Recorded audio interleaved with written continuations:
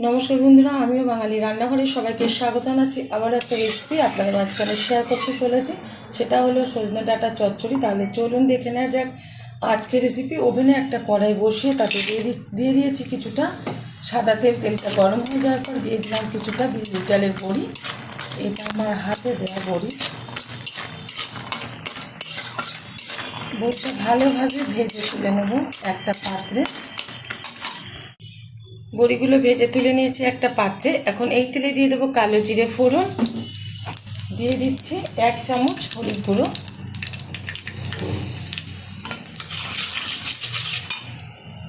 দিয়ে দেবো ধুয়ে পরিষ্কার করে রাখা সবজি আলু, মিষ্টি কুমড়ো আর সজনে ডাঁটা। আপনারা এর মধ্যে একটু বেগুনও ব্যবহার করতে পারেন, তো আমি দিলাম না বেগুনটা। আমি এই তিনটে উপকরণ মানে তিনটে সবজি দিয়েই রান্না করবো। এটা আলু, কুমড়ো আর ডাঁটা। ভালোভাবে একটু নেড়ে চেড়ে নেবো। এখন দিয়ে দেবো এর মধ্যে পরিমাণ মতো লবণ,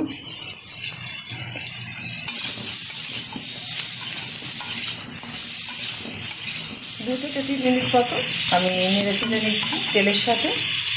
2 থেকে 3 মিনিট মতো হাই আছে আমি নেড়ে চেড়ে নিয়েছি তেলের সাথে। সবজিগুলো একটু ভাজা ভাজা টাইপের হয়েছে। এখন দিয়ে দেবো স্বাদ মতো চিনি। মিষ্টিটা যাদের অপছন্দ তারা ব্যবহার করবেন না। এটা দেওয়ার কারণ হচ্ছে সজনে ডাঁটা কুমড়োটা অনেকটা পাঞ্চে পরিণত হয়, মানে খাওয়ার হিসাবে পাঞ্চে টাইপের। তো সেই কারণে আমি একটু চিনি ব্যবহার করলাম। অনেকে চিনি খায় না, তারা শুধুই চিনি ছাড়া রান্না করে নেবে। দিয়ে দিচ্ছি টুকরো করে রাখা একটা টমেটো আর 3টে কাঁচা লঙ্কা। ঝালের জন্য ঝালটা যা যা পছন্দ অনুযায়ী ব্যবহার করবে। দিয়ে দেবো ভেজে রাখা সর্ষে আর শুকনো লঙ্কা একসাথে, একটু ধুয়ে জলটা ব্যবহার করলাম।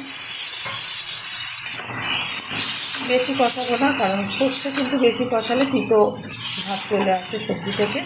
সেই কারণে 1 থেকে 1.5 মিনিট মতো একটু নেড়ে চেড়ে নেবো। সর্ষেটা দেওয়ার পর সবজিটা 1.5 মিনিট মতো আমি নেড়ে চেড়ে নিয়েছি সর্ষেটা দেওয়ার পর সবজিটা। এখন দিয়ে দেবো পরিমাণ মতো জল।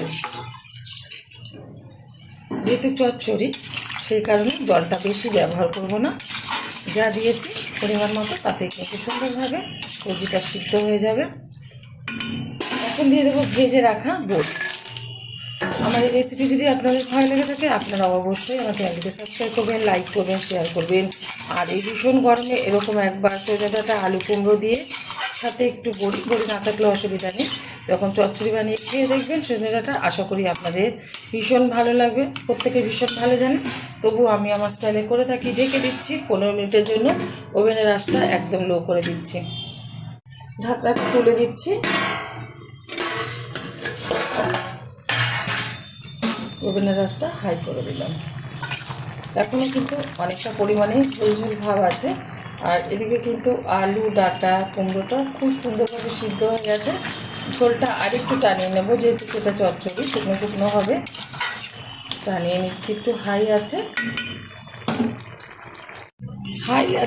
আমি চচ্চড়িটা কিন্তু টানিয়ে নিলাম। এখন শুকনো শুকনো হয়ে গেছে, নামিয়ে ঢেলে দেবো একটা পাত্রে। আপনারা অবশ্যই ট্রাই করবেন। দেখা হবে পরের ভিডিওতে নতুন কোনো রেসিপি নিয়ে। ধন্যবাদ।